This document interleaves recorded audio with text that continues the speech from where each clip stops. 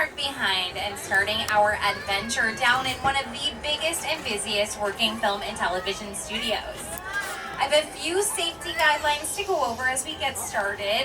First, if you need guest assistance or if you have a medical emergency, if you drop something of value off the side of the tram, or if you have any sound or video issues, reach up and grab the red emergency cord. It runs along the center of the ceiling of the tram. If that happens, I'll be back to assist you as soon as it is safe to do so. Otherwise, during the entire tour, please stay seated, keeping arms, legs, and all items inside the tram at all times. The studio is private property, and if at any time during the tour you drop your phone or can't wait to use the restroom, pull the cord and then remain seated.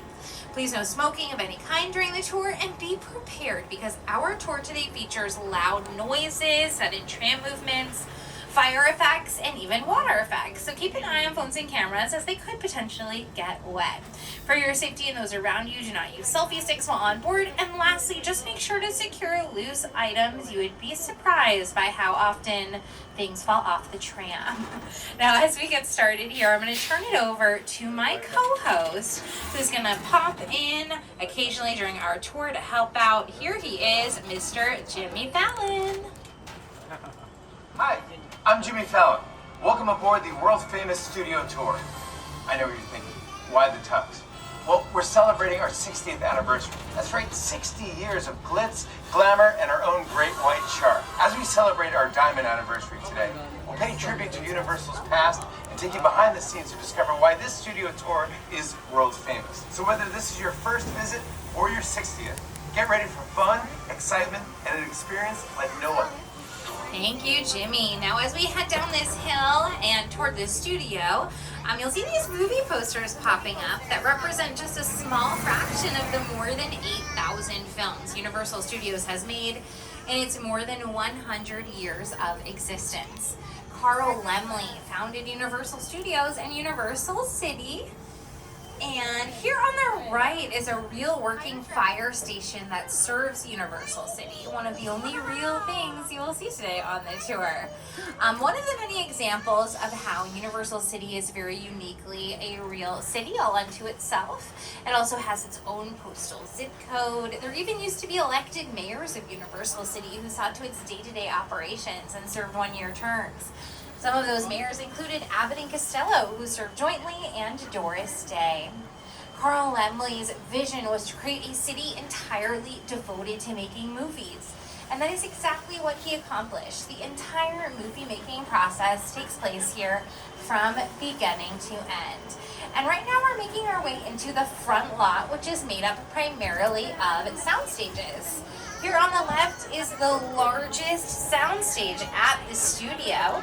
It's been home to some enormous sets like Dracula's Castle, Frankenstein's Lab, and the Visitor Center from Jurassic Park. Say hello to my little friend.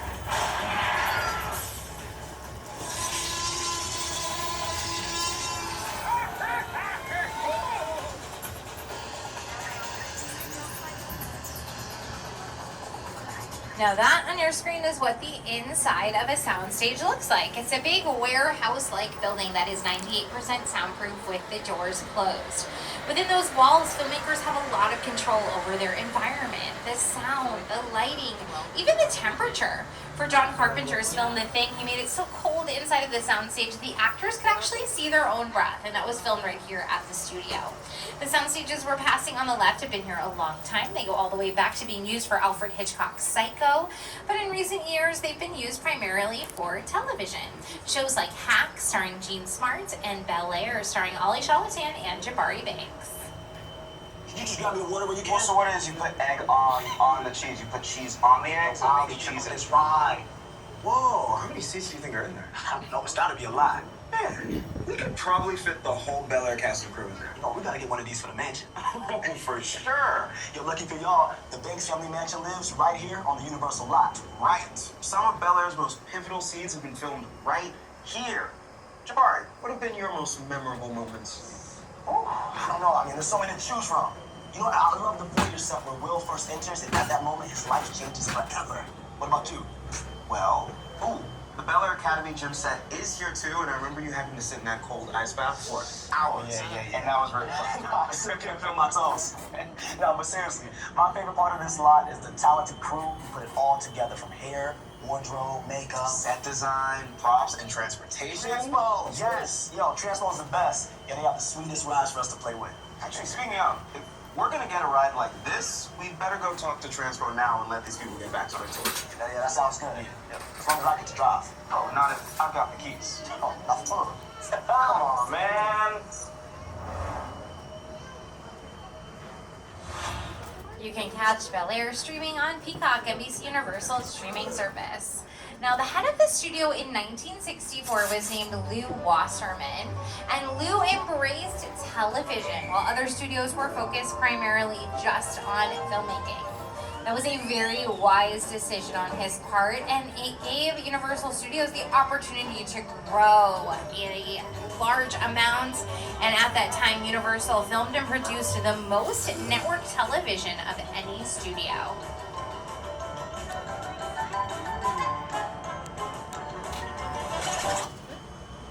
On your right are sound stages that have been used for lots of television shows like Never Have I Ever, created by Mindy Kaling, which streams on Netflix. And stage 19 on the right has been used for The Good Place, Mr. Mayor, and a classic Spy, which all star Ted Danson. And on the left, we have another Ted welcoming us to the production Bungalows. These small structures here on the left are offices for directors, writers, and producers. Mark Platt Productions has offices here in the Bungalows, and they are bringing Wicked, the Broadway musical, to the big screen. And part one comes out later this month, November 22nd. I'm going to turn it over to the film's director, John M. Chu, to tell you more. Hey, Studio Tour. You're seeing a lot of behind-the-scenes movie-making magic today, showing you up close how filmmakers, like me, bring our dreams to the big screen. After your tour, the magic of Wicked continues at Universal Studios Hollywood, where you can experience photo ops, props, and costumes from the film, and fun bites and drinks from Shiz and Emerald City. But first, here's a look at Wicked. Come with me to meet the wizard. I couldn't possibly. This is your moment. I'm coming. If you think that's something to see, maybe see this. You can. Very good. Wicked, rated PG. So definitely keep an eye out for Wicked. Part 2 will come after. I'm so excited. Jeff Goldblum of Jurassic Park is playing the wizard, so very exciting. Now, as we move further into the studio here, we've got 2 more sound stages on the left. They are used for Lopez versus Lopez, starring George and Mayan Lopez. They're also used for St. Denis Medical. They were used for Will and Grace when it returned to Netflix, and they were first used for Hairspray Live. Hairspray Live used these sound stages in part because they're right next door to our Metropolitan Sets. Since Hairspray Live was really filmed live, they would just have the amount of time of a commercial break to hustle out of those sound stages and set up next door for exterior scenes. So now we're leaving the front lot behind, and we are making our way into the back lot. We're about to cross the imaginary boundary onto the back lot, where we have exterior sets for many outdoor scenes. Over the last 60 years, studio tour guests have seen these locations turned into big cities, quiet suburbs, even that guy's hometown. Yeah, that guy. For countless movies and TV shows. This is Universal's Metro Sets. So out here is where they would film the big stuff, exterior shots on a very grand scale. If you look to your right as we come into this clearing, you'll see our brownstones, which appeared in Bruce Almighty, starring Jim Carrey. Grace, the dog! I'm in the shower! Inside bad, outside good. Inside bad, outside good.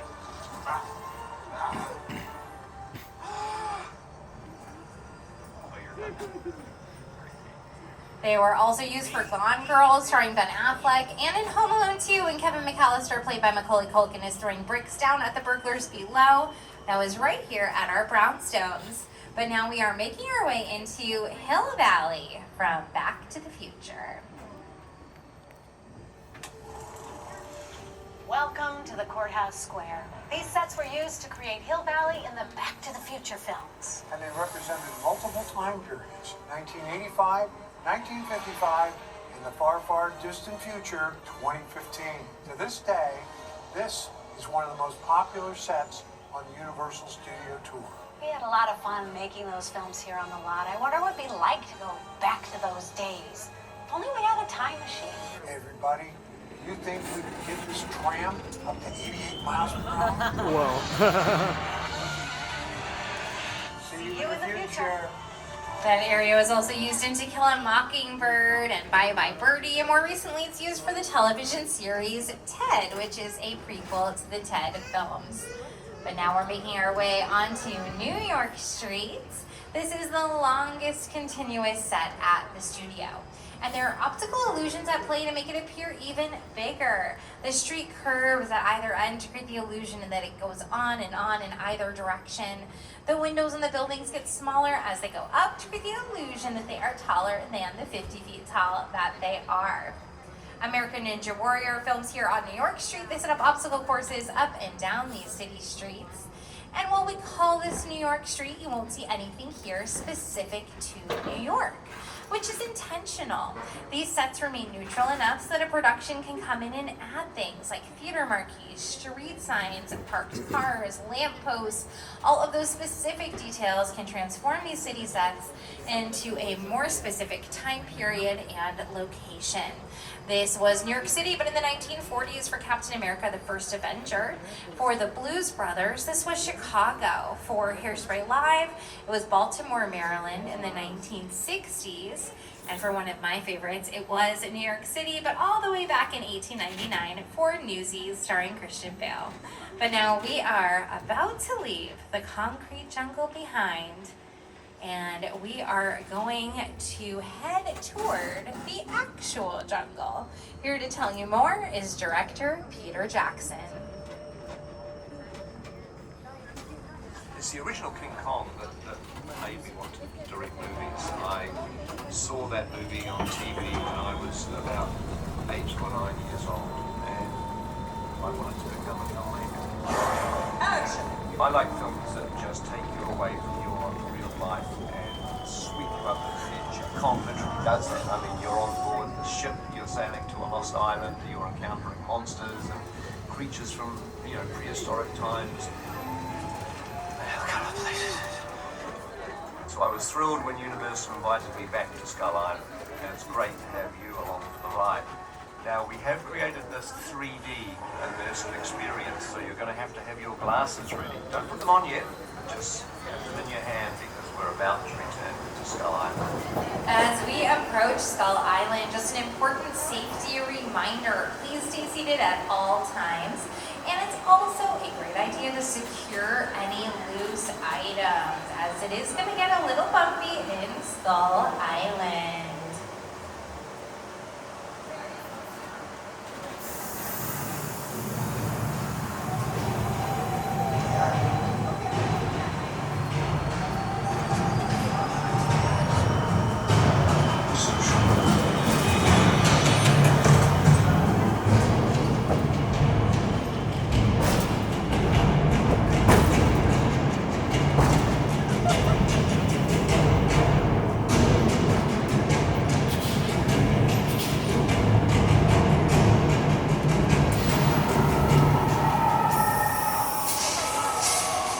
Glasses on, everybody. We're back in Skull Island.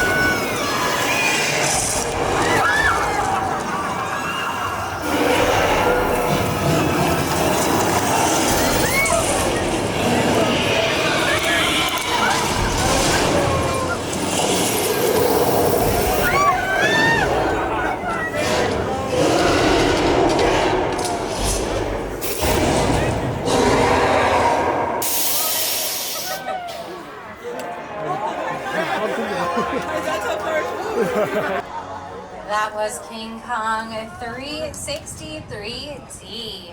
What we just experienced was projected on some of the largest 3D digital screens in the world.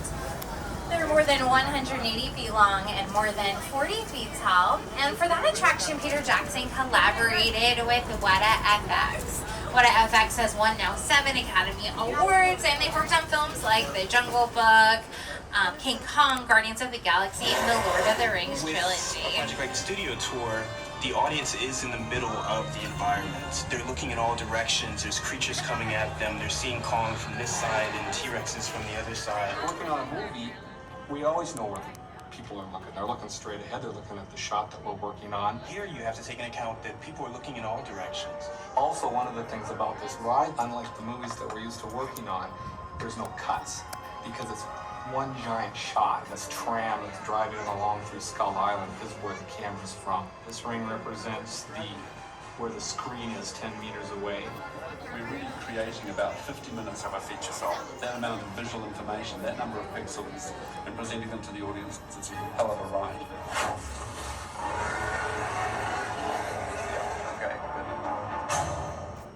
We're passing through some more of our Metropolitan Sets. This area is called London Square, and similarly to New York Street, nothing here specific to London, so that these sets are neutral enough for production to come in and make them a more specific location and time period.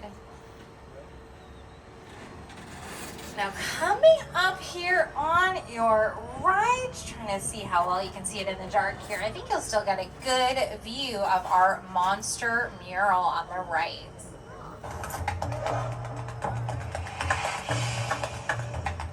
An instrumental part of the process of designing these murals was getting to go to the Universal archive.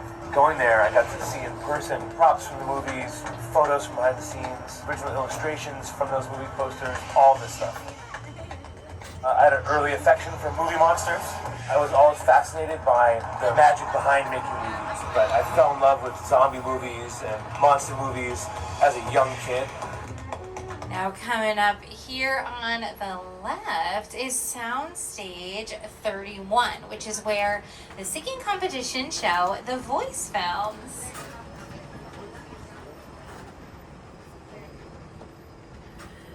Hey, studio tour. It's your boy Snoop Dogg. Did you know that the Universal Backlot is home of The Voice? That's right. We take right here on Stage 31. Don't miss our incredible new season every Monday and Tuesday on NBC. Hello. Now that you've heard the rest, you can hear the best. Who can be with the S and have this on your chest? Snoop joins The Voice Monday and Tuesday on NBC and Peacock. The body of water we are traveling along on the left is a really neat piece of our monster movie history, because that is where the creature from the Black Lagoon filmed.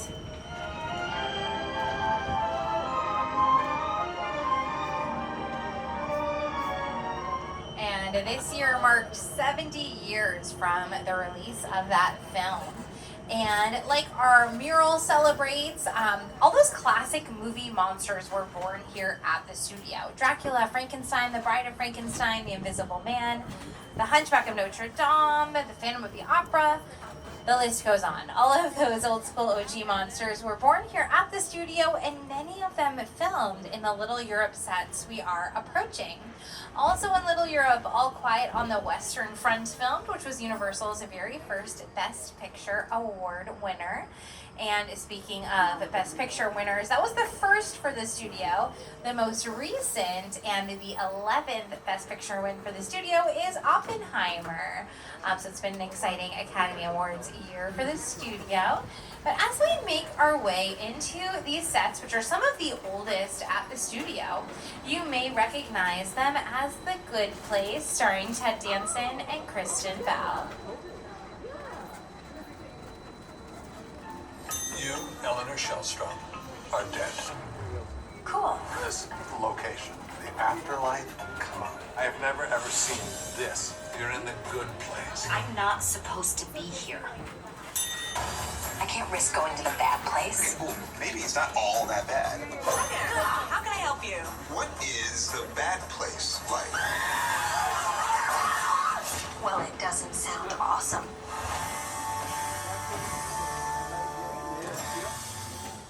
This area was also Genovia for Disney's Princess Diaries 2, A Royal Engagement, starring Anne Hathaway and Julie Andrews. And it has been announced recently that there will be a third Princess Diaries film. I'm so excited. This area was also used to film Disney's Cinderella, the version that starred Brandy as Cinderella, Whitney Houston as the fairy godmother, and also starred Jason Alexander and Whoopi Goldberg, a great version of Cinderella. Those old school monsters got their start here, but some modern monsters have filmed here as well, like Buffy the Vampire Slayer and Angel. Well, let's take a look back in time to those monsters who started it all. What is it now? The monster. He's in the woods. Get out the bloodhounds. Raise all the men you can, lock the women indoors, and wait for me. I'm ready! Your torches and go!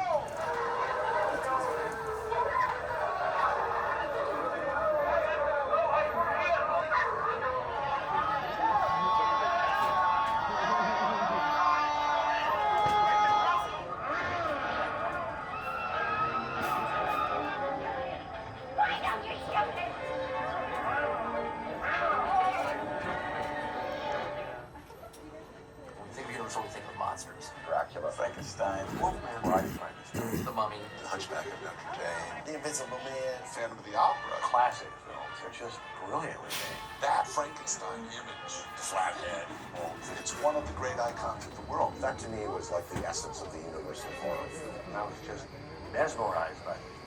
Boris Karloff, Lon Chaney. I remember the original Universal Studios Mummy being really scary. It's still ringing in our memories now. Now we are heading inside of Soundstage 50. Just a safety reminder to stay seated, secure loose items. That's a hot tip. As we explore this hot set, which means it is all ready for filming. All the set pieces and props are in place. And this set was used for an episode of Bones, starring Emily Deschanel and David Boreanaz. And details here indicate that we are in San Francisco, but those details, oh no. All right, folks, it looks like we're experiencing a tremor. Just sit tight. Okay. This might be a little bigger than I thought. Hang on, everybody.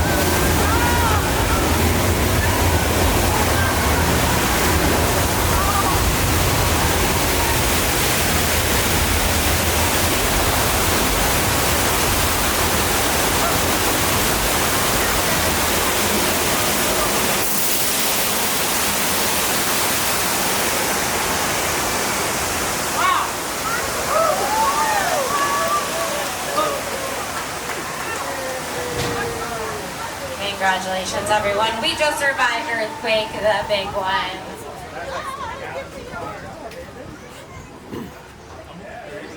That earthquake has lived inside of Soundstage 50 for a very long time and has been a part of the studio tour.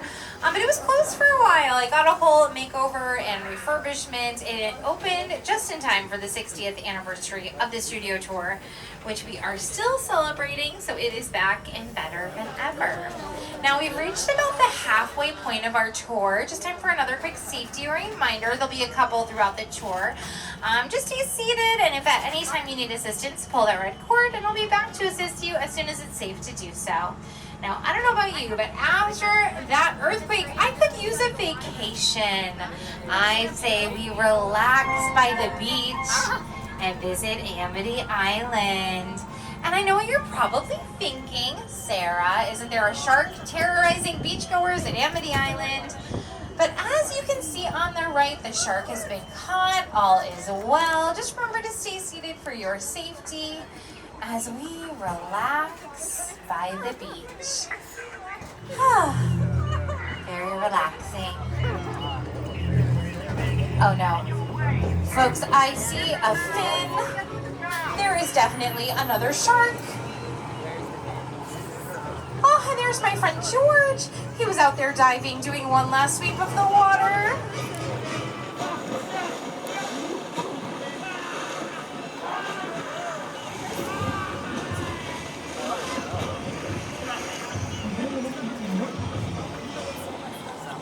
You know, George had a lot of guts to be out there, and I know that for sure because we just saw them.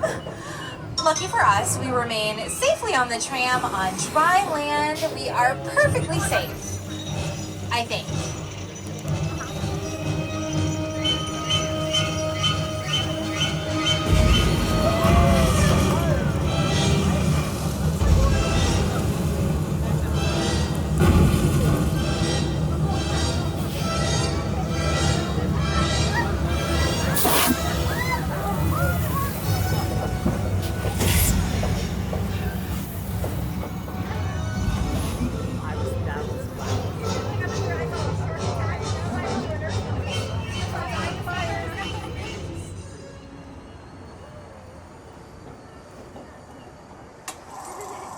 The Jaws ride was almost the inevitable result of the size of the box office when Jaws first opened in June of 1975. And that was really the first time I ever got involved in the creation of a ride. It was a great honor to be invited into a creative circle of tremendous designers at Universal that were trying to figure out how to replicate what the movie had done to audiences in a real way by building a physical shark that would come out of the water and terrify tourists as they were sitting in the tram. And the most amazing thing about the Jaws ride is it is exactly as it was from the time it was first placed on the Universal lot. Now we are headed. Someone has pulled the emergency cord. All right, folks, we've been kind of hovering between Amity Island and Old Mexico, so we're going to continue making our way down into Old Mexico, where Nacho Libre filmed with Jack Black, Lady Gaga's music video for Judas, and scenes from Westworld. But we are here to enjoy a weather demonstration. Here to tell you more is Al Roker. My favorite part of the tour, weather. When it comes to film and TV, it is truly a special effect. In fact, to demonstrate how weather effects are created, we debuted our first major attraction here on the studio tour way back in 1968.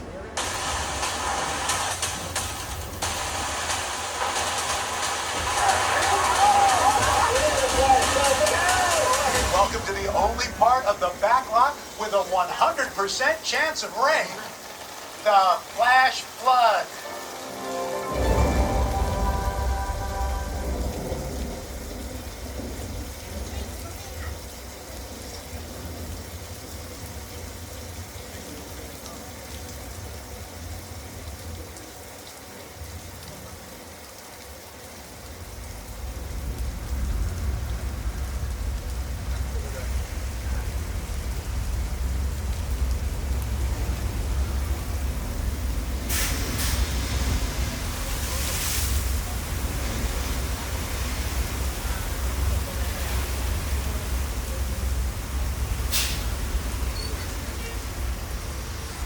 That flash flood we just experienced is comprised of thousands of gallons of water that are released from the top of the hill.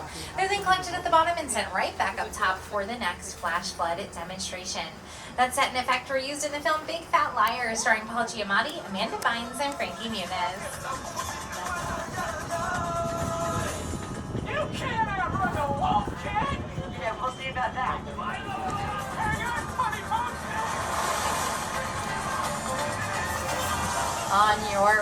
we'll have another view of Amity Island, which was also Cabot Cove, Maine for 12 seasons of Murder, She Wrote, starring Angela Lansbury.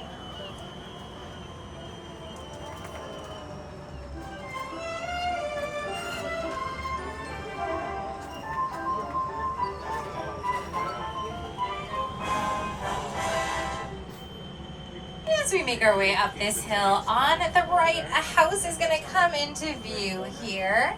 That house is called the Chicken Ranch. It was built for the Best Little Whorehouse in Texas, starring Dolly Parton and Burt Reynolds. It was also used for the horror film House of a Thousand Corpses, directed by Rob Zombie. It's a practical set, which means they can film inside and outside of the Chicken Ranch. Right behind it is a facade, just the front and sides of a house, nothing else. So the interior of that house would be built inside of a soundstage, and that facade would just be used for exterior scenes. Now we're making our way up a road called Steven Spielberg Drive. Here he is to tell you more. My entire career began with my relationship with Universal Studios just as a high school kid on a tour bus. Remember, in those days, there weren't trams, there were buses called the Gray Line Tour Bus. And I was so excited and thrilled to be on the lot. This was my first time ever on a movie studio lot. And during a bathroom break, I hid in the bathroom. And when everybody left to get back on the bus, I waited another 15 minutes until I'm sure the bus left. And then I had the entire lot to myself that day. And in those days, movie lots were so crowded because all movies were made on film lots. Today they're made all over the world, on locations, but most of it was focused in those days, in the 60s, on the film lots. So nobody noticed me when I was going around from soundstage to soundstage, and I really felt, in my own young way, I owned the lot and had the most amazing day of my life. Now we've reached about the 15-minute mark of our tour. Lots of adventure ahead, but just a quick safety reminder. If you need assistance, pull that red cord and make sure to stay seated. Up here, you're going to see some Horror Nights decor still hanging around in these parts of the back lot. And on the left are many of Universal's famous picture cars. A picture car is a car, or really any car, plane, train, bus, boat, even bicycle. If we see it on screen, we call it a picture car or a studio car. So we've got many of Universal's famous picture cars over here. But these picture cars have a rather spooky neighbor in that they reside next to the Bates Motel, made famous by Alfred Hitchcock's Psycho and its sequels. Beyond the motel is the house where Norman lived with his dear old mom in the original Psycho. That house has been part of the studio tour since it began 60 years ago. As we make this turn on the left is our to-scale replica of the Hollywood sign, still all made over for Halloween Horror Nights, looking very spooky. Now we will be passing right by the house from the original Psycho, and if you look at the upper left corner window of the house as we pass by, you may catch a glimpse of Mother there still to this very day.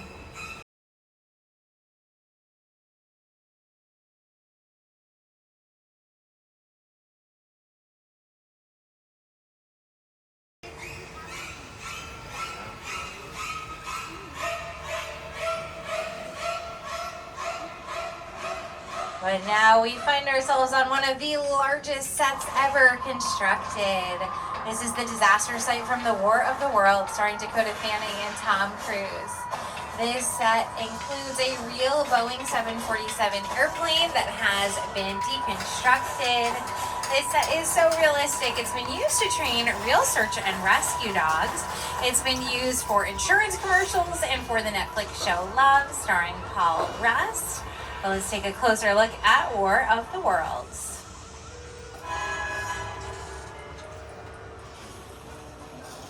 The airplane crash site set is a perfect example of a set that is all designed around a vision that Steven had. And forget to sit down to talk about the War of the World. I thought, what if the 747 goes down right in a big neighborhood? Because it's just something you don't see. You're doing good. You're doing good. Keep your eyes on me. Listen, I want you to close your eyes, okay? Got them closed?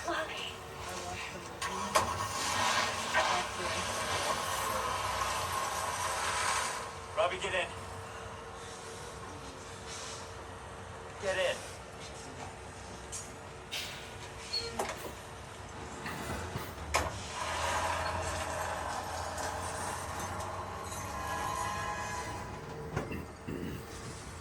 I think this set looks even more amazing on a night tour, so it's exciting to get up here after dark in the War of the World set.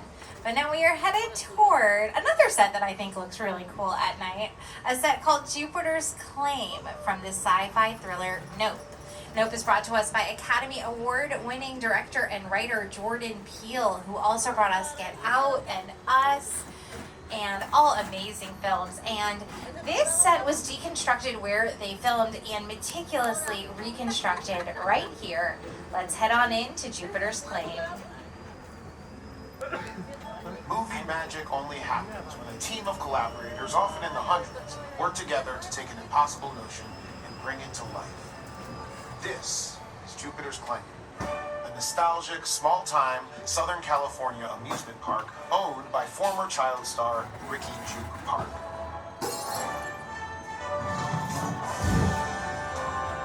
Over there, look into the Wicked Well and have your picture taken just like the kids in that old 90s movie Kid Sheriff. That's what this whole place is loosely based on. Remember that one? No?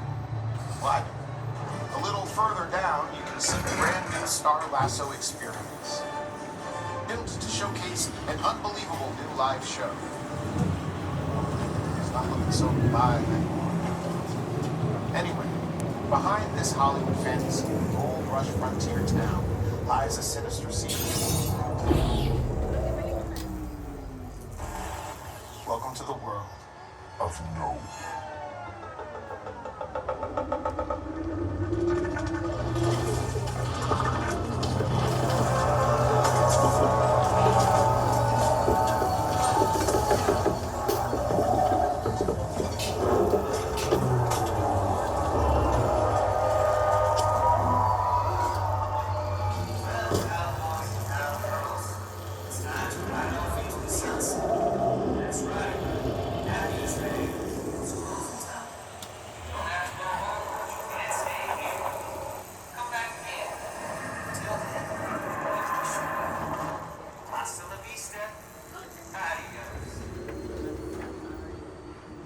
Folks, we've made it through the world of Jupiter's Claim from Nope, only to find ourselves in one last predicament, but it is a fun one. Someone on this tram is an undercover witness, and Owen Shaw is after you. But I have some really good news. We're gonna hide out in this auto shop up ahead, and we're all in this together. And I heard there's an after race party going on, so it's gonna be fun, it's gonna be cool. We're gonna get ourselves out of this whole mess, I know it. One last safety reminder, stay seated, secure loose items. That's a hot tip. You know it's gonna get a little bumpy trying to get out of here. Keep arms, legs, items, everything inside the tram.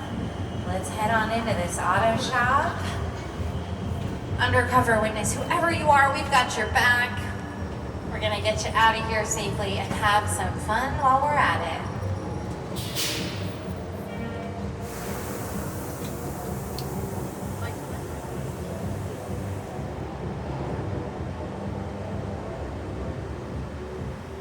My name is Roman Pierce.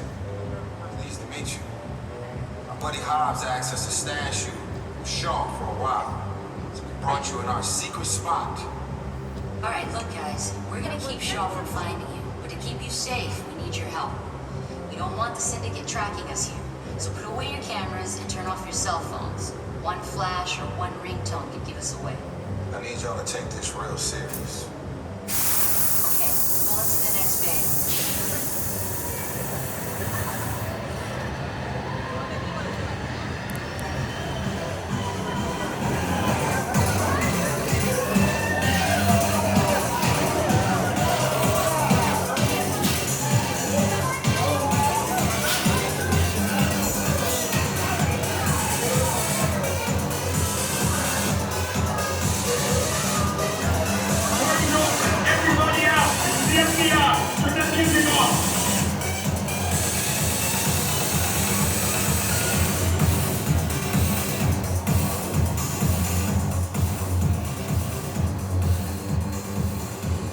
This is what we doing. This is the race day after party, and where the other? Roman Pierce, FBI, don't move.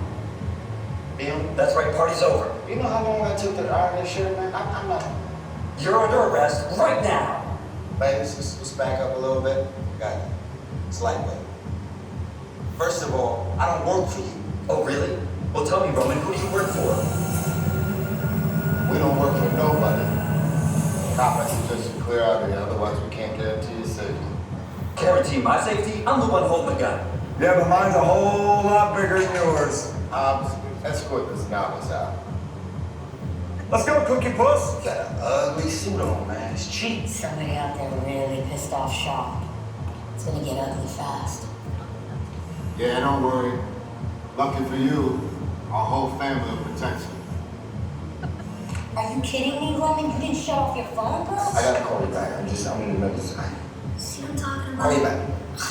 It was on vibrate. Shaw traced us. Ops can't hold you forever. Letty, Roman, we're up. Driver, move that vehicle. It's about to get real interesting. My Mona Lisa's all warmed up right next door. Roman, grab your truck. I need you and Letty ready to roll. All right, folks, go ahead and put on your 3D glasses. Let's see if Dom and his crew can get us out of this jam.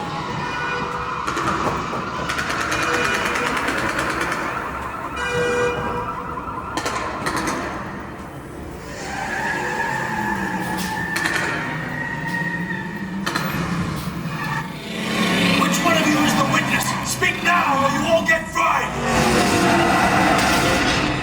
This is our turn. Move! After them! Okay, guys, it's showtime. Come to the left. This thing ain't moving fast enough. Roman, Letty, hook him up. Hit it!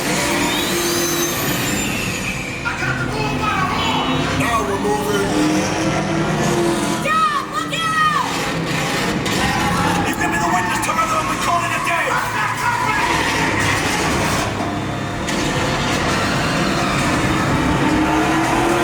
The witness is mine, Letty! How about you eat asphalt? Don't think you're getting away! Find the balls! Way to go, Letty. Don't run another missile shot. Not gonna happen. Don't worry, I got this. Roman, don't shoot. Head for the bridge. Under construction. Hit the nitrous.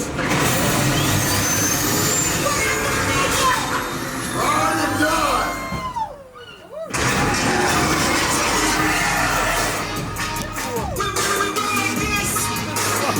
It's like delayed. It's always really weird.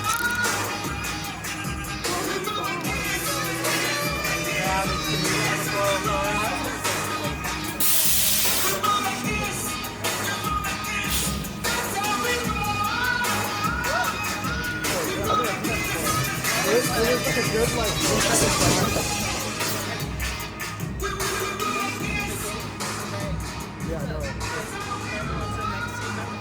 That was Fast and Furious Supercharged. Now, as we start to wrap up our tour and our time together, I'm going to turn it over to my co-host, Jimmy Fallon, one last time. Over the past 6 decades, the studio tour has taken guests on an amazing behind-the-scenes look at a movie studio in a way that only Universal can. I hope that you had a great time today, and on behalf of everyone at NBC Universal, thank you for joining us to celebrate our diamond anniversary. Here's to another 60 years. Thank you, Jimmy. And I have more people to thank as we wrap up our tour. Let's give it up for Jeff, who drove us all over the studio today. So we can explore movie making up close and personal. And thank you so much to all of you for joining us tonight for the studio tour. I know we're nearing the end of the day, but if you haven't already, download